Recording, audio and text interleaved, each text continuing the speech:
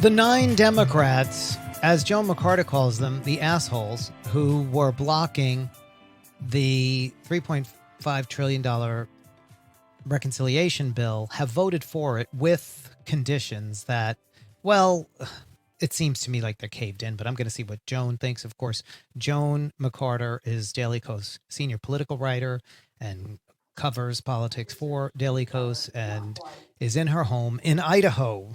Joan, welcome back to the program. I am glad to be back. So, such an auspicious day, too. Yes. Well, there we were last hour talking about the 9 assholes, as you call them. Well, it became 10. It became 10. Yes. And so tell us what happened, how it became 10, and then how they made an agreement and this got passed. I don't know how it became 10. For a while, Stephanie Murphy of Florida was sounding relatively reasonable, and then she popped up in the middle of the afternoon yesterday with an op-ed saying she was joining the group of assholes.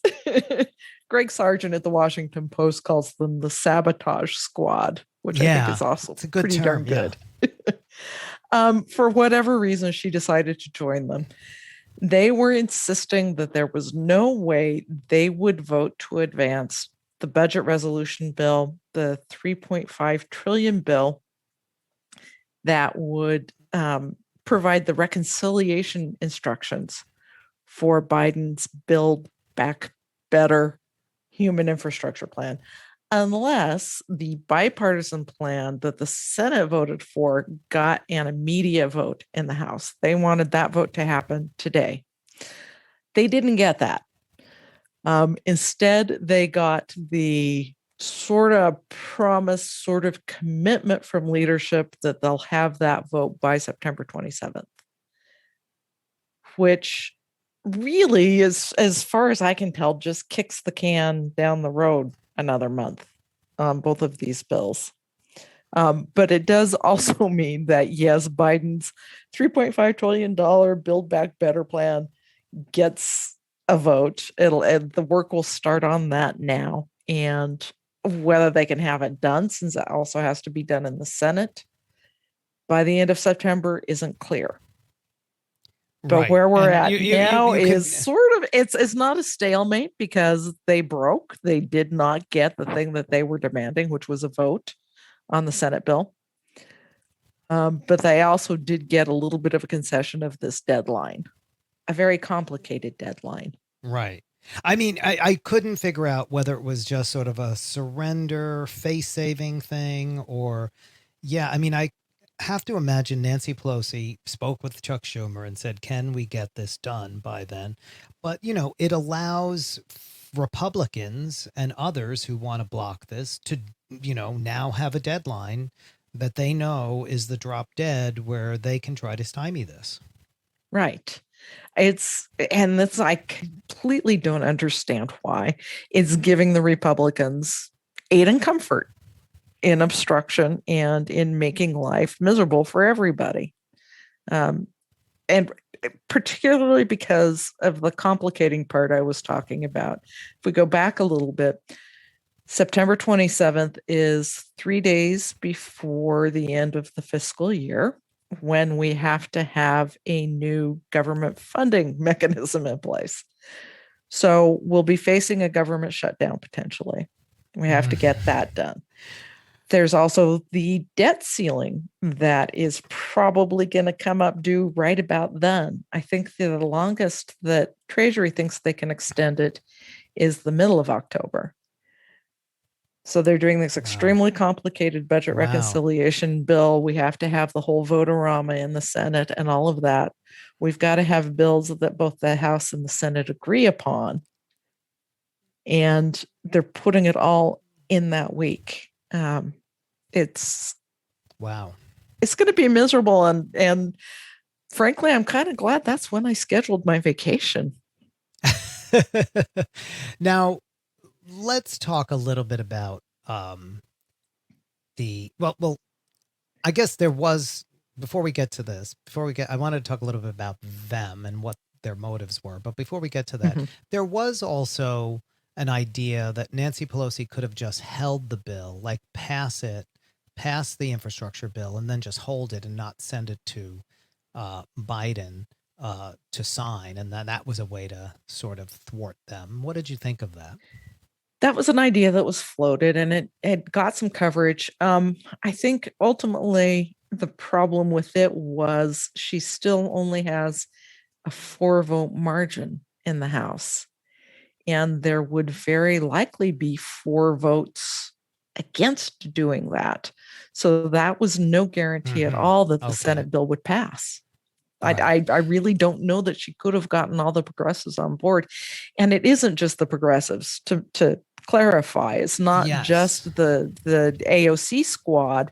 It's rank and file Democrats who want to get this Right. done. They want to be able to go to their districts and say, look what we did for you. This is huge. It's also, I mean, I would say it's the majority of Democrats, and it's also even some conservative or centrist or moderate, whatever you want to call them, Democrats, like Susan Wild, who gave that interview to Greg Sargent at the Washington Post, saying, I'm vulnerable. I'm more vulnerable than they are, but I understand why we need to do this. Yeah. We need this stuff. We need both of these things.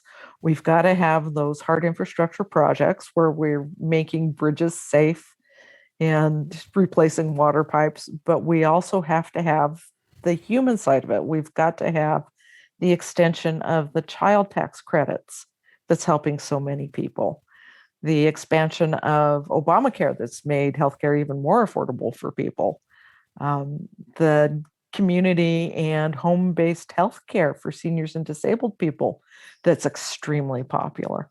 All of these things that are really great initiatives that are going to directly help people will also directly help these Democrats get reelected. Right. And so let's talk a little bit about what was driving this, the 9 or the 10 with Stephanie Murphy. But I want to mention them again: Josh Gottheimer, New Jersey; Carolyn Bordeaux of Georgia; Philemon Vela of Texas; Jared Golden of Maine; Henry Cuellar of Texas; Vicente Gonzalez of Texas; Ed Case of Hawaii; Jim Costa, California; Kurt Schrader, Oregon. They sent a letter to Nancy Pelosi last month, and then they wrote that op-ed in the Washington Post. And, they describe it as that wanting to get this infrastructure passed immediately because we've got to fix these roads. We've got to get the work done right away. You kind of put a hole in that one.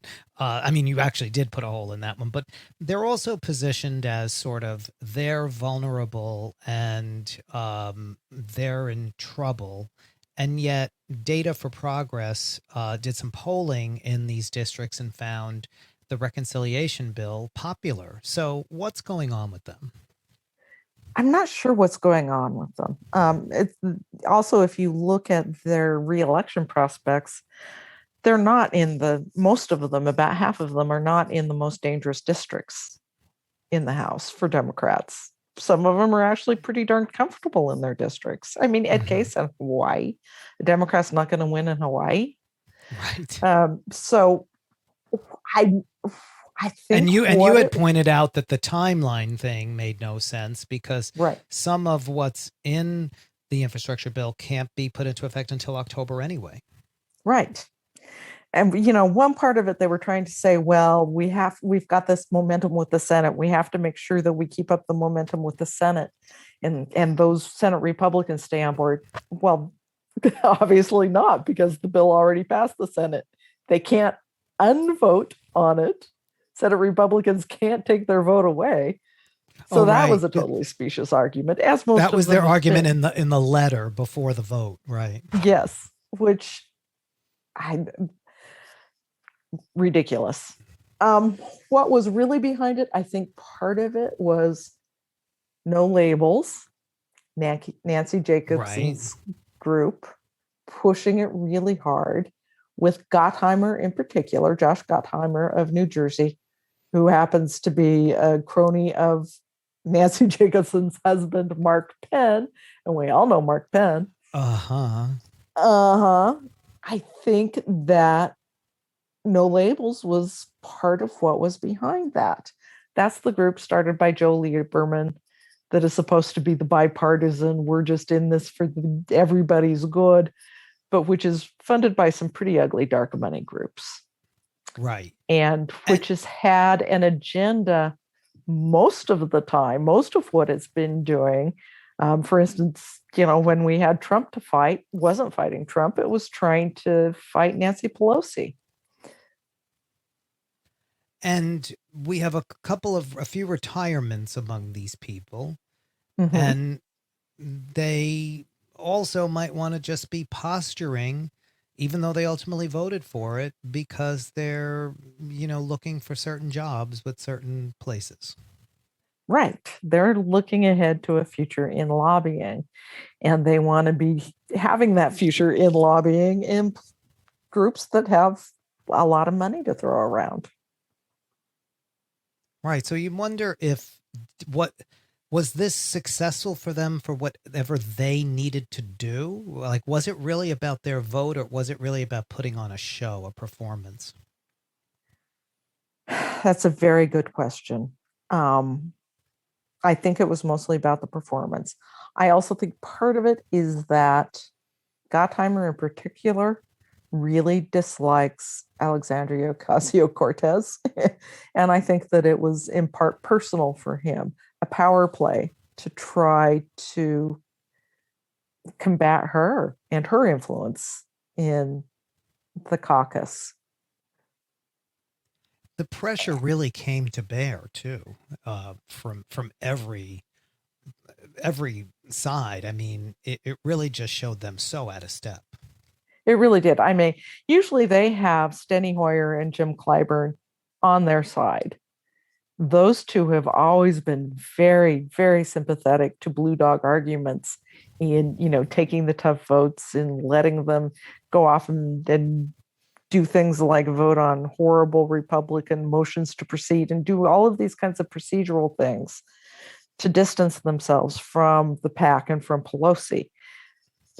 This time they didn't allow that. They really shut that down. So it was good to see a united leadership with the Congressional Progressive Caucus, with all of the mainstream Dems saying, what the hell are you guys doing? They really made absolutely no friends in the caucus. People were very upset with them. Well, for one thing, here they are. They're breaking their August recess. They're all coming to DC and they have to work when they've got their August recess plans in gear. And then these guys pop up and say, well, no, we're going to have a tantrum until you do it our way. Right. That did not go over at all well. No, and it was breaking an agreement that everybody would, get what they want if we do it this way, and Right. which was what the White House wanted it that way too. The White House wanted it that way too, and Biden made that clear. He made it clear to them this week. Um, it's either a win-win situation. It's a very delicate equilibrium where both sides have leverage. This was how they knew they had to proceed to get it through both the House and Senate. They had to have these two tracks. They had to go in this line. They had to have this agreement with everybody. And here they are trying to upend that. So Hoyer had a good point. It's either win-win or it's mutually assured destruction. Right. So, I mean, going back to when at least and I think you as well, didn't even think any of this would get through the Senate. Each time it gets over a different hurdle, it's kind of stronger. Do you think ultimately we're going to see um, this plan that a lot of us thought would never work with these two bills actually be successful? It's going to hinge on the House's ability and Pelosi's ability to continue to hold these 10 at bay. I think today helped in that they're not going to get larger than 10. I think that they alienated too many people for that faction to grow very much. What that means for the Senate, for Sinema and Manchin, who are now saying, we don't want a $3.5 trillion bill. It's got to be cut, even though they're refusing to say where they want it to be cut. Right. what position this puts them in, because it's more or less a loss for them too. Right. So the House is going to have to remain as firm as possible that this 3.5 trillion is it. It's got to be essentially a done deal for Schumer to bring to those two in the Senate to say, it's this or nothing. And nothing includes the bill that you worked all of these months on, you're hanging your hat on. It doesn't happen if you don't agree to this larger budget reconciliation. Right. And they will have been able to have their performance as well, which seems like certainly what Sinema's been doing, or I guess none of us really knows. I don't have a clue what motivates that person. Joan, it's always great to go through this insanity with you and get some sense out of it. So thank you for coming on once again. You are most welcome. I enjoyed it. Joan McCarter, folks, Daily Kos senior political writer. Follow her on Twitter at Joan McCarter. We're back in a few minutes. This is the Michelangelo Signorile Show on Sirius XM.